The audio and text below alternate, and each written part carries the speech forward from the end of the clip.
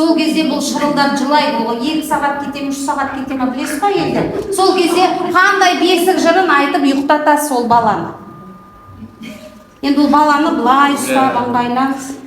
Әлде ақ көпімді Енді айтыңыз, айтыңыз. Әлде ақ көпім, ақ бесікке жат көпім, жілік шап берейін. Ақтанның құйрығын жіпке тағып берейін. Балаңыз жылауын қоймай жатыр, сол қалыпта отыра бересіз бе? Тұрсаңызшы кішкене.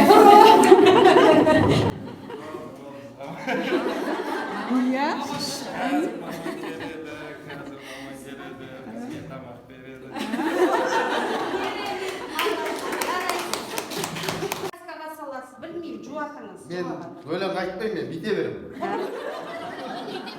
Ми шалқайып, кішкене сөйлейді. Битем бе? Не деп сөйлейсіз? Қа мамаң келеді. Мамасы сонда қайықшасын кесін жылауады. Көп неғыламаймын. Енді келесі болашақ балаңызда бесік жырын айтуды үйреніңіз. Е? Түйіннің баласыз.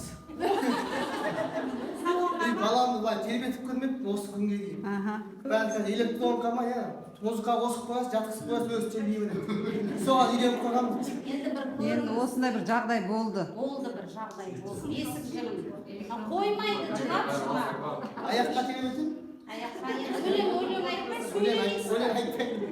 Енді құры тербете берсеңіз ол бала Соткадан қоймайды. қосып қоямын телефонды. Өзім айта алмайды екенмін. Бесік жырын. Атасы мен әжесі айтады. Жақсы, рахмет.